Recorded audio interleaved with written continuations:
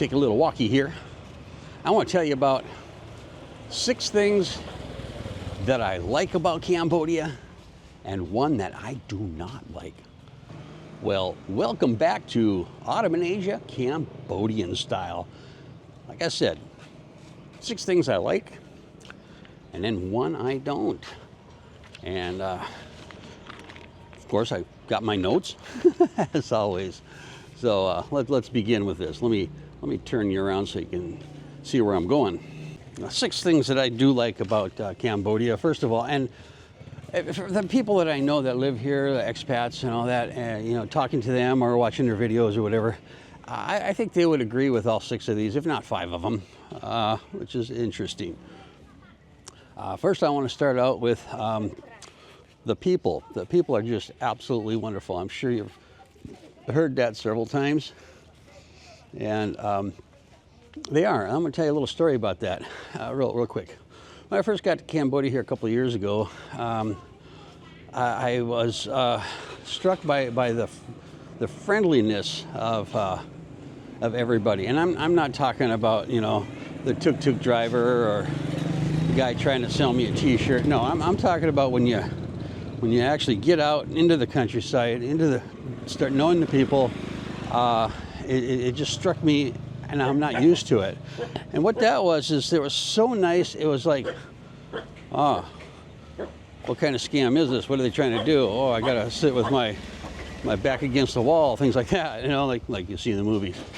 But you know, after a while, you realize that it's genuine. It really is. People are wonderful. They're very caring and compassionate, and they'll very easily, you can become you know, accepted, you know, as a brother or a sister, and it was just a wonderful feeling. You know, the people will help each other, even sometimes they don't have much, they'll still help. Yeah, so the people were just really awesome. Very, very friendly. I just was not used to that. Let's get this going. You know, I'm kind of slow. It's like it's 6 o'clock in the morning in my neighborhood. Got a couple of farm animals there, just living a block away from me. Okay, the next thing, of course, is the cost of living. There's been hundreds of videos, thousands if not more, of the cost of living. And as I've said before, that really all depends on what your comfort level is, what you would like.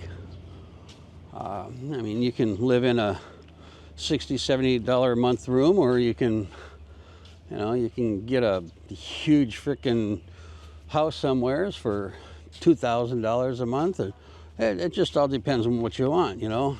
And of course, what you know, where you shop. Do you go out to eat a lot? But you can get by. You definitely get by under. Well, as a single guy, you can definitely get by under $700 a month and live quite well. $1,000, you're doing good. You can check out my cost of living. I'll put it up on the top there, and there's a lot of other people that do some really good cost of living videos. Now this one is not maybe everybody will agree with, because not everybody likes to hop on a motorcycle and just ride. I do like the countryside. I love going out in the countryside on my moto, and not right this time of the year. It's going to get 106 degrees today. That's going to feel like 118, 119. The humidity is kind of low. In the middle of the day right now, it's still, it's getting down to the 40s as far as the humidity goes.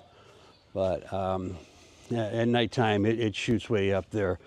So yeah, it's kind of cool to go out on the motorbike. It cools you off, of course, because you're getting all that breeze from just you know, the breeze in your hair. Yeah, that'd be nice. But yeah, it's just beautiful out in the villages. I do go out there quite often, and I'm going to be making more videos of me out in the villages, and hopefully I'm going to be doing a series of the process of growing rice from burning the fields to flooding the fields to planting the whole kit and caboodle there. So I'm looking forward to that. That should take me a while to do, because it takes a while for rice to grow, you know. Anyways, the next thing is holidays. They got a lot of holidays here, and they really like to celebrate. As you've seen in the Khmer New Year celebrations, they can get pretty intense, and that's not the only ones that do get intense. There's a few more. Oh, I can't remember the name. Oh, the Water Festival, and there's another one. Oh gosh, I can't remember it. But anyways, yeah, they do like to go all out on a nice holiday. A lot of the holidays, the government says, yeah, you have to pay your people 3 days pay, and you know, so they can go and visit their moms and dads and children and whatever. It's kind of a really nice thing there. I always look forward to the holidays. I also look forward to the weddings. I've been to several since I've been here. Just this time in the last month, I've been to 3. So, and if you ever do get invited to a wedding, go, because it's just awesome, and you'll get a really good feel, really good taste for the food, because they usually have like a 5-course, and yeah, that's a pretty good taster there. Now the next is the philosophy. One could say the religion. But you can also argue, is Buddhism a religion, or is it a philosophy, or is it a way of life? I think it's more of a way of life and philosophy of life. Treat people like you'd like to be treated yourself. I've kind of been into Buddhism since I've been about 14, and it just works for me. Not saying that any other religion or philosophy is any better or any worse. No, it's what works for you. And personally myself, the philosophy here in Cambodia works for me really good. Okay, now that we got out of the land of the dogs, where the heck was I? Oh yeah, I was going to tell you something. I've learned, you know, when I was in the United States, I was kind of uptight about a lot of things, and upset about a lot of things, and I realized that the majority of those things I can't do anything about. You know, I can vote, I can blah blah whatever, but if you really can't do anything about it, you know, you put out all this energy, and it's kind of, you know, you get upset because nothing's happening, and you've been trying, and I mean, I can give you examples, but you know, I think you guys, gals know what I'm talking about. But you just start getting negative feelings about it. You just start not feeling as good as you can. You get upset, and that bleeds through to, you know, your family and your friends and your surroundings, and it just kind of snowballs sometimes. And I just learned here in Cambodia that people just kind of like concentrate on the things that you can change, and go ahead and change those. Like the number one thing you can change is yourself and your attitude towards things, and that's positive, and that energy goes out, positive energy, and it comes back, and you feel good. The last thing before I tell you about what I don't like in Cambodia, the sixth thing I really do like is the ease of the immigration system. Cambodia is really easy to come in and live in long term. Unlike some other surrounding countries, the immigration system is just getting out of hand. It's like they don't want anybody to come in and spend all their retirement money in, you know, not just tourists, but you know, if you're living there, you're spending your money on the tourist season, and more importantly, when it's not tourist season. So you kind of pitch in a little bit and help just by living. And some of the immigrations is you got to jump through hoops. You got to have lots of money in the bank, or you got to report every 90 days, or Lots of paperwork. Ask you background checks and your bank statements and all kinds of crazy stuff. But here in Cambodia, you come in on on a other visa, e-visa, not to be mistaken with the electronic visa that you're gonna have to start doing. They're gonna have no more visas upon arrival, which is okay.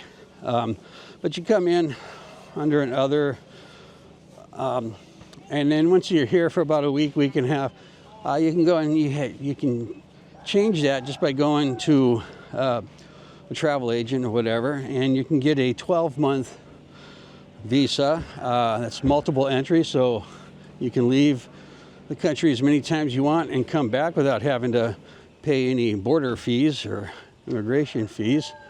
And it's really simple. They basically kind of just ask you for your passport, your address, and your thumbprint.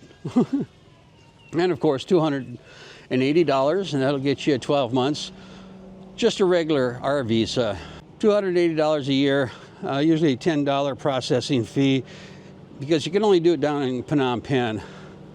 So these travel agencies will get all your paperwork together and send it off for you and do all that.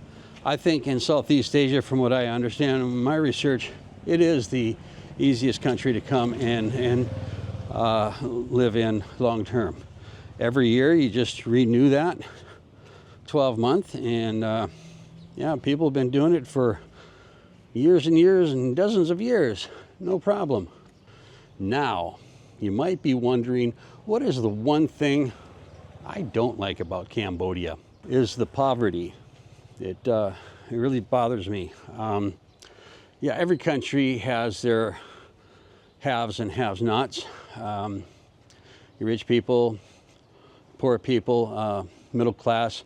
Middle class here in Cambodia is growing, but it is still kind of low. And but the poverty is everywhere. I've seen it in the cities here. It can get pretty intensive. But yeah, it's a dichotomy of economic disparity. Well, you know what I'm talking about, dichotomy. You can have a really nice 5-story Western-style apartment with swimming pool on the roof, an elevator, and a gym in it, and washers, and I mean, just everything. Several air cons and whatever you want to pay for. And then right next to you, looking down from that swimming pool on the roof, you look down and there's houses, very small houses that are put together with tin roofs, and lots of children. And it gets really bad. And what can you do? I mean, what can you do? You can do what you can. You can try to help out a bit. But that's more of a governmental issue to try to pull themselves up by their bootstraps, which actually they're doing a good job in the last 20 years. If you go and you look at some of the numbers, the poverty level used to be really super high, and it's gone down. Oh gosh, I wish I would have taken down that information, but I didn't. But I mean, they're going in the right direction. Thank God, but it is pretty bad. It really hurts me. It just, and I know there's not much I can do. You can do little things from time to time, and I'll throw in an extra one, and that's the trash on the roadsides and just everywhere. But I know a lot of videos have covered that. It's a generational thing. It's not going to be fixed overnight, but I know the government is implementing things in the schools and campaigns or whatever to try to alleviate that problem. There are reasons for it. I mean, you just you don't have that much of a waste disposal systems here, i.e. the garbage trucks, and if they do, most of the people really can't afford that extra fee. So they'll burn their trash a lot, which is not good. And or they just have a habit of just throwing an empty cup alongside the road or whatever. But it is what it is, and like I said, the government's still working on it, and one of these days I'm sure that won't be an issue anymore.